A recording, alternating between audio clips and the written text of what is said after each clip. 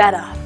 Feta cheese is one of those really awesome, easy cheeses to make, perfect for what we're doing today where we're just trying to make simple, everyday cheeses. This is a kind of cheese that if you get a chance to go to Greece and you're walking through the hillside, you will literally see goats tied up and older women with bags of feta hanging. It's a cheese that's made daily there. It's a little more complicated, has a lot more steps, but if you really stop and look at what's happening, it's just the same thing over and over because all cheese really is the same. The only difference is, how high we cook it, whether we cut the curd or we don't, or we just scoop it up. So this one has a lot more steps, but once you master feta, it's still a very easy, simple beginner cheese. You'll be able to make any cheese. So we're going to start with our milk, which we've gone ahead and heated up. So we've used 1.5 gallons of raw goat milk. Most feta cheese is made with goat or sheep's milk. However, there's plenty of fetas out there made with cow's milk, so if you don't have access to goat or sheep, go ahead and use that store-bought milk. I'm using the goat's milk that's raw from the farm, so I'm not going to worry about calcium chloride. However, if you use store-bought milk, please don't forget the calcium chloride. It's going to be in the recipe, so don't worry about that, but you never forget this from store-bought milk. So we've started with 1.5 gallons, and we have heated it up to 86 degrees. I heated it in a water bath, not on the stove, because this is definitely not a cheese with the amount of milk that we're using that you want to heat on the stove. Once that curd forms, we don't have any opportunity to stir this. We've got to let it rest and form, so we can't use a stove. So we're at 86. We're going to start by introducing our culture. This is that man that walks across the desert culture, the Arab merchant. This is what's going to ripen it for us and move us along so we don't have to wait for a day to walk. So we've got 1.5 gallons of milk. We're just going to sprinkle in 1/8 teaspoon of mesophilic culture. Give it a second to rehydrate. Then we've got our skimmer spoon, and we're going to do our up and down motion. Just enough to disperse that in. We don't want to overstir. We always want to worry about the molecular structure of the milk. So we're getting that all stirred in. And now we're going to add lipase powder. Lipase powder is truly what makes feta feta. It's the Greek in feta. It's the flavor, the aroma, the pungent taste that we get, and you can add a little more or a little less depending on what you're looking for. If you like a really, sharp, pungent, strong feta, use a little more. If you like more of a mild Belgium-style feta, don't use it at all. So I'm putting in 1/4 teaspoon. Just going to sprinkle that right in. I'm going to go ahead and get these out of my way.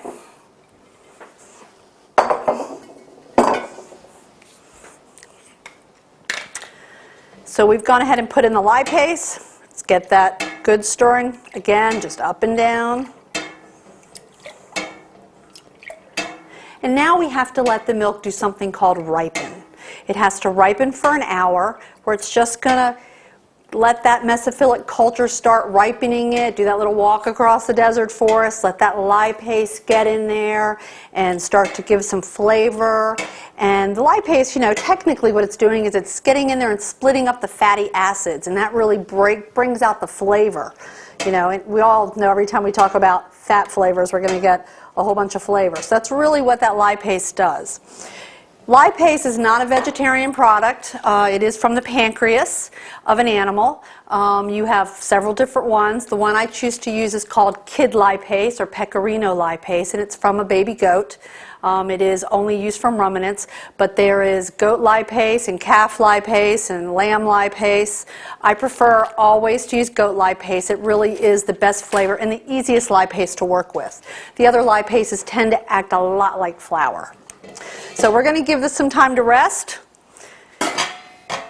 It needs to sit here for an hour, and an hour later we would add the rennet. All right, our hour's up. Now we're going to get our rennet. We've been very careful to maintain 86 degrees. And I know that you're thinking, oh, how do we do that?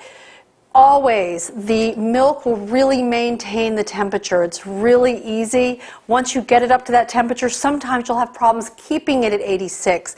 The mass of the milk and the curd will start to raise, and sometimes you'll actually have to put it in cool water to bring it down.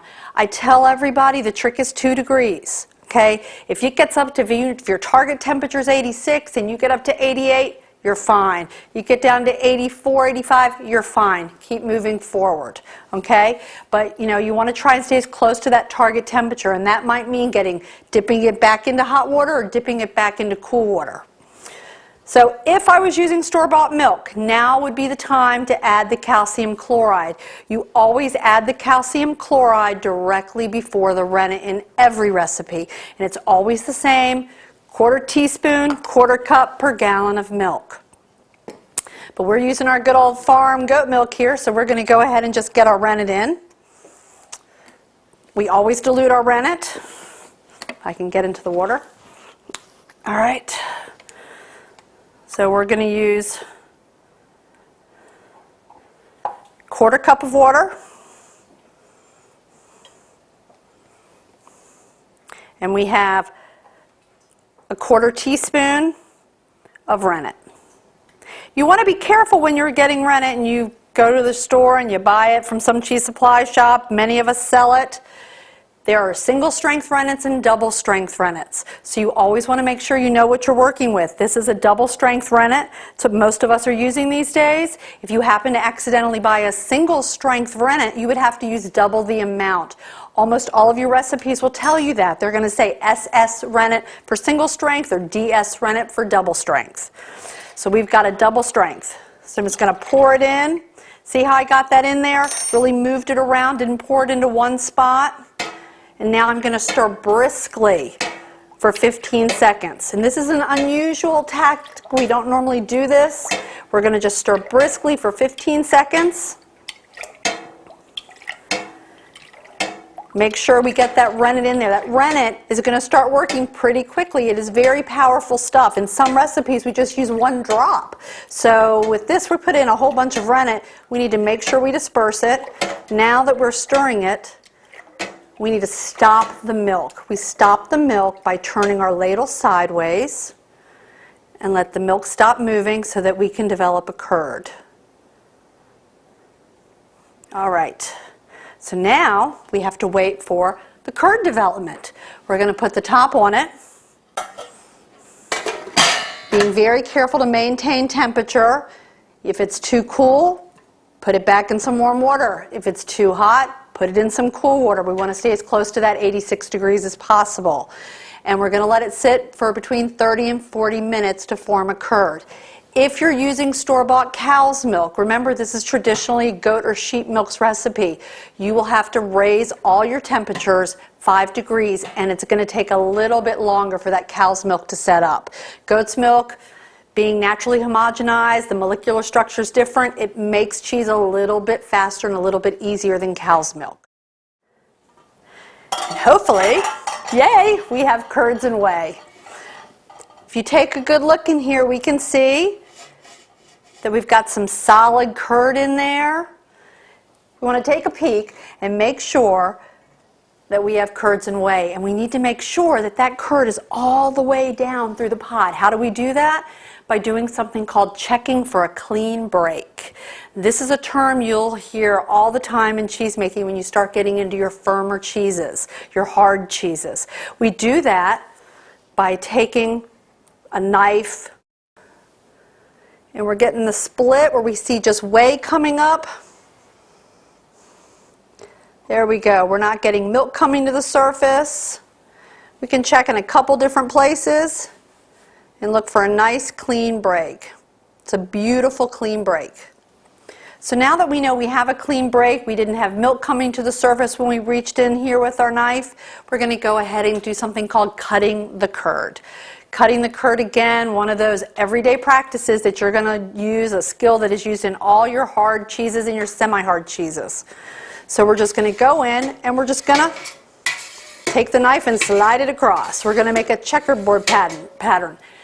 The harder the cheese, the smaller your curd cut. So if I was making a Parmesan, I might be having to make a little, 1/8 of an inch cut all the way around. If I was making, a camembert, say, it could be a 3-inch cut, or sometimes you don't cut at all. So the cut's really going to determine the final outcome of your cheese. So now we're going to go across because we're just trying to make a checkerboard pattern.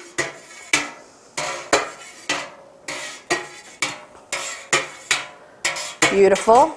Now, of course, what have we got here? We have these tunnels of curd.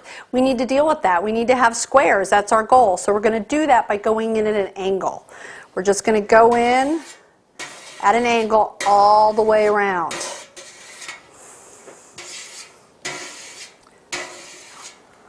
All the way down at an angle.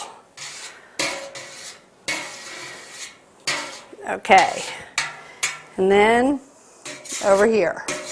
So we've got all the way down, and hopefully we have done as much as we can to get these small amounts of curds. And why are we doing this? Because we need to get that whey off of there. Remember, we can't have whey in our cheese. So the big massive curd had whey shedding off the side and off the top. Now what we've done is we've given lots of sides and tops of curds for that whey to come off of. So anytime you cut your curd, you always have to let it rest. You let it rest for 10 minutes. We don't touch it. We don't stir it. We're just going to maintain our temperature, and it's just going to sit there and rest just like this before we even touch it again. So we're going to put the top on and let it rest. We're going to go ahead and heat up some water because we're going to have to put it back in our water because we're going to have to cook the curd. We'll get the curd cooking in just a minute. It's going to take 45 minutes to cook our curd. And what we're going to look for is for this, which is very wet, very yogurt substance-like right now, to get firm and be not quite squeaky curd. You'll hear that term a lot. That's more for those really hard cheeses, but a lot firmer, more like cottage cheese. All right, so we're going to put it over here in our water bath.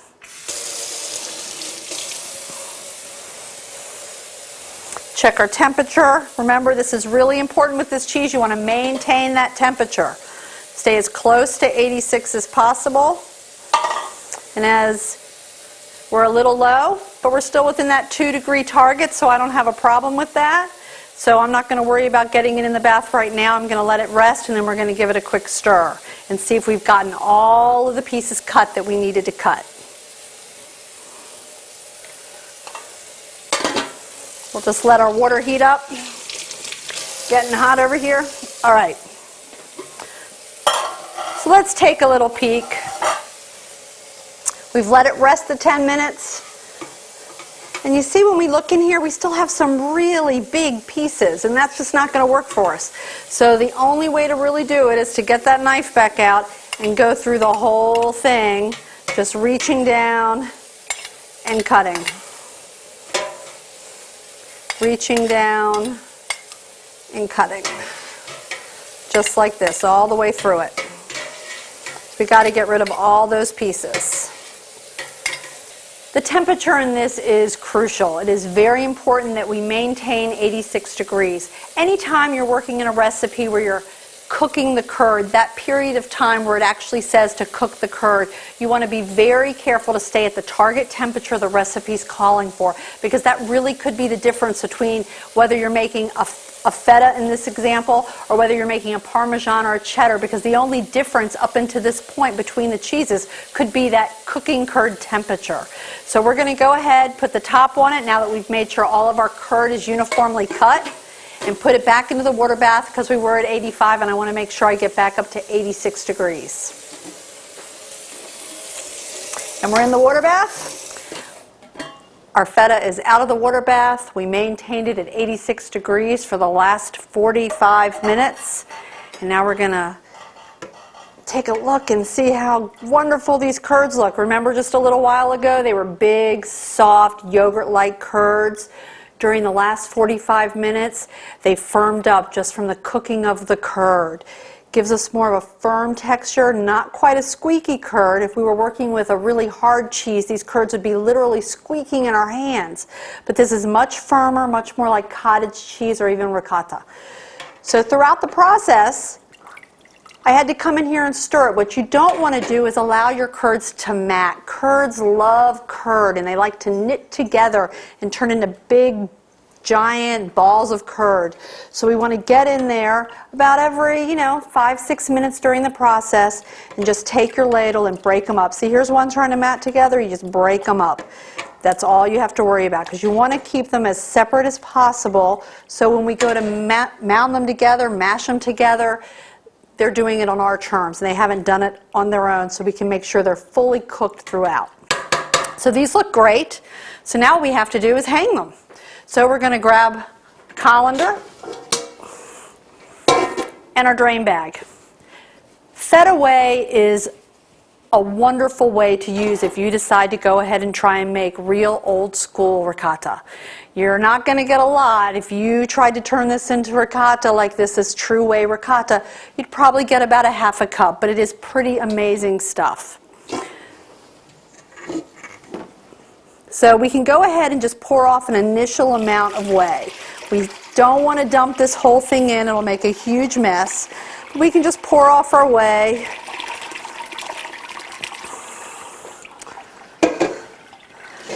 And now we're going to get in here and try and scoop out the rest of these curds very carefully so we don't overflow.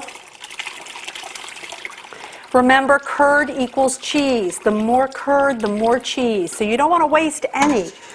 So get it all in there. And these curds look fabulous. These curds are perfect. So we're going to go ahead and get every last bit. See all that leftover little curd in there? I know it seems like, oh, it won't matter. But that's probably 2 cubes of feta in the end. So we want to get every bit out and just finish up. All right. So I'm going to go ahead and put this in the sink because I've got to wash that pretty quick, because like I mentioned before, those curds are going to turn to bricks in there, little rocks. It'll just ruin the pan and take forever to clean. So we use the same method every time we hang anything. So we have our curds here, and we're just going to grab up the sides of our drain bag and let some gravity do the work for us really quickly, so we don't have too much weight to have to worry about hanging somewhere. Grab our string. Again, I love butcher string, but you could use hay string, shoestring, any string you want, just something to hang it. I'm going to tuck this down. Don't want to worry about it getting soaked and dripping everywhere. And we're going to use bunny rabbit ears, good old-fashioned double knot, just like when we were kids tying shoes. And there you go. Got a nice big mound of cheese. So now we have to hang this. I use my knobs. This cheese has to hang for 24 hours minimum. It can be 24 to 30 hours. And I tell people that you really want to be able to smell the cheese. You know, you can walk into a room where feta's hanging and generally smell it. It's going to smell, almost a little bit like soured milk, something like that. But you should definitely be able to start smelling the feta. And at this point, remember, we still are working with curd. So we're going to move all this out of our way, because of course, I made one for us. I did this yesterday, 24-hour hang. It's our beautiful ball of feta. Going to get some parchment paper out to work with this. And we're going to just open this up and take a peek. In this bag, this is going to drain. You can see how much this one drained overnight. Quite a bit of whey comes off of it. So you've got to let it finish coming out.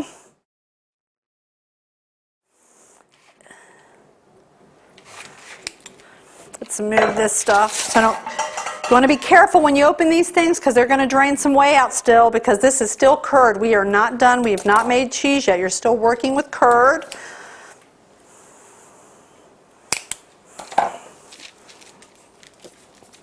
Let's take a look at our ball of curd.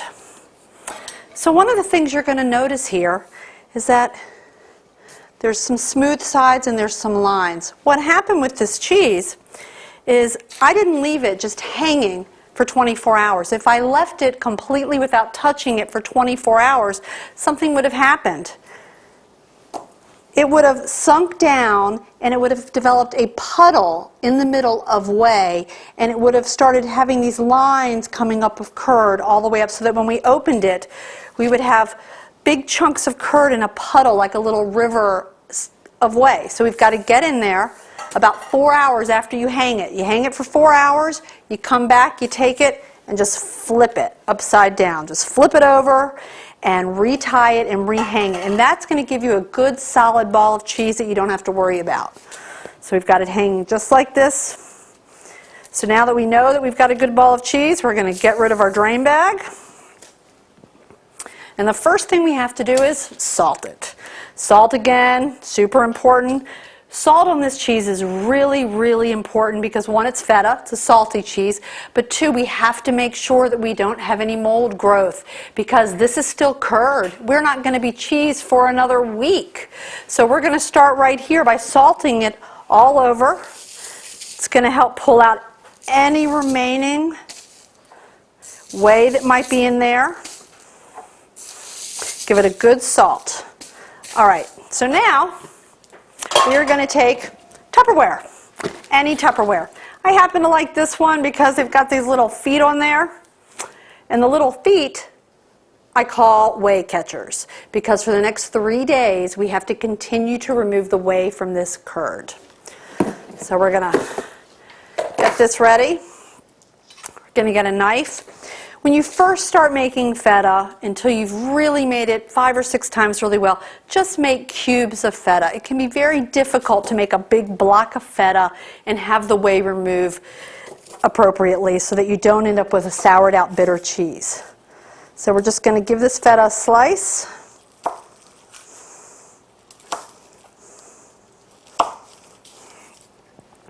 And then we're going to slice it again, and we're just going to cube this right up. And once it's all cubed up, and remember to make the cubes larger than your final product because it's still curd. As whey drains and removes from it, it's going to shrink. And we're just going to throw it in here, just like this. And we're going to fill the whole thing up. We're going to cut it all up, put it in here, super, super salt it. Tons of salt's going to go over it. You cut the whole thing up just like that, super salt it, put the top on it. For the next 3 days, you're going to sit it somewhere on your counter at room temperature. Every day, about the same time, you're going to come down. For me, I have to come down from upstairs every morning. I do it. I come downstairs, I grab this off my counter, I open up the corner, drain off the whey, and close it back up, give it a little shake, and put it back down on the counter. On the 3rd day, you're going to notice a lot of changes. The first day you're going to have probably, 3 or 4 tablespoons of whey. The second day, maybe 2 tablespoons of whey. And then on the 3rd day, you're going to come down and you're going to discover this. You're going to open it up and you're going to have firm cheese that's actually become just like feta. And see how soft this is? This is more very mushy still because we're still working with curd here. You're going to end up with a firm, beautiful feta that is hard and ready to be brined. So let's get all this out of our way so we can move forward. We'll just put all this aside.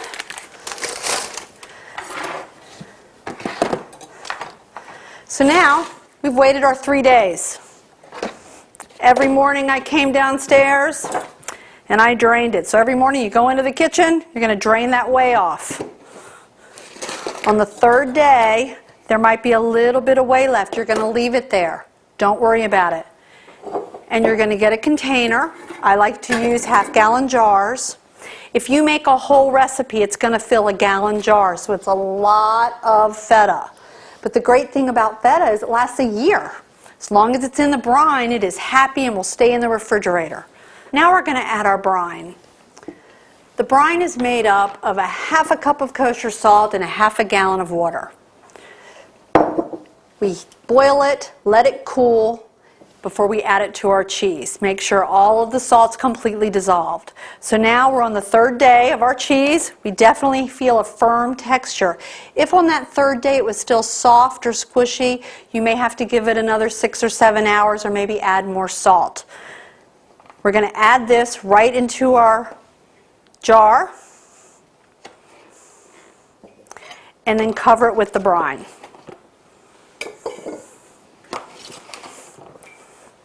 This feta looks and smells amazing. Even though it's still curd at this point, it's already tasting like cheese. Many people prefer it just like this at this stage. The recipe does tell you to give it a week in the brine to get the full flavor, but my husband eats it right out of here. In fact, he starts nibbling on it on day 2. So I always have to laugh. Whatever goes in is never the amount that comes out. So we're going to get it all the way in here, fill this up. It is very important that every single piece of cheese be covered with your brine. That's what's going to keep it from molding. So we're just going to pour in our brine.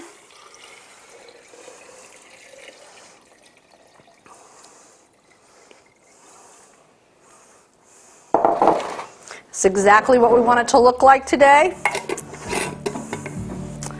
On day 3, after it's set, it goes into the brine. It's going to take about a week to finish off and become cheese.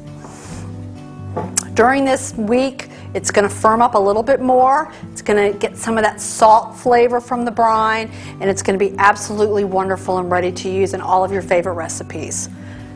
Gotta love feta.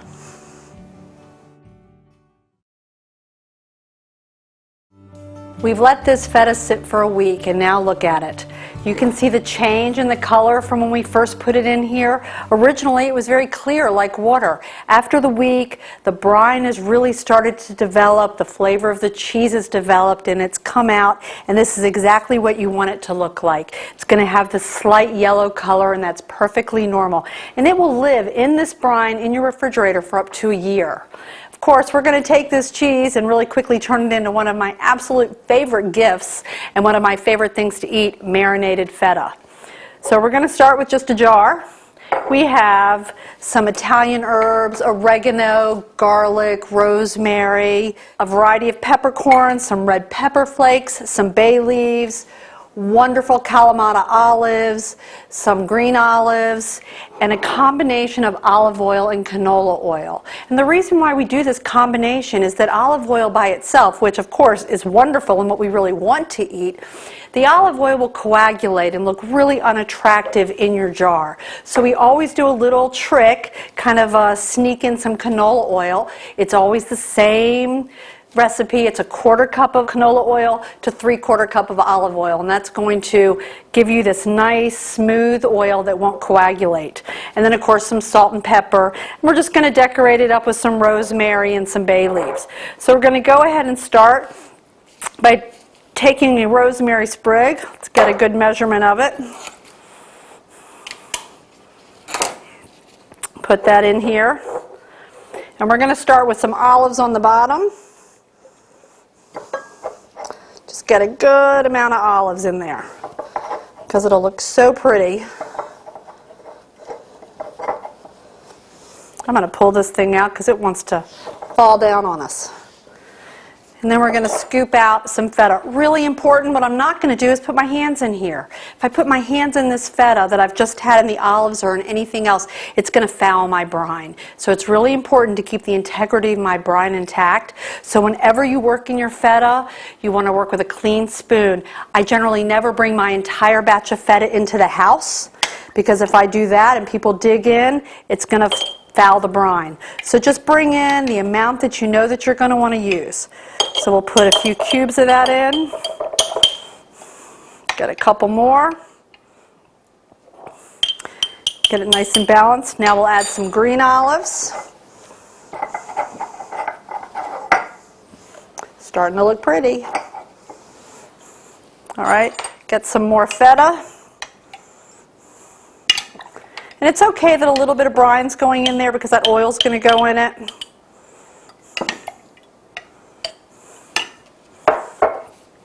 Go ahead and get this rosemary down on the side, all the way down. Get a beautiful bay leaf over on this side. Just make it look nice and pretty. Then we're just going to throw in some herbs. We'll just sprinkle them in. We don't have to worry about it. They're going to move around all on their own. When we add the oil, put some peppercorns. If you like a little heat, put a little red pepper flakes. Put some good old-fashioned black pepper always, and just a teeny bit of salt. We don't need a lot of salt because we've got this brine going on over here. And now we're going to pour in our mixture of canola oil and olive oil. Again, it was a 1/4 cup canola, 3/4 cup olive. Just pour that on top of it.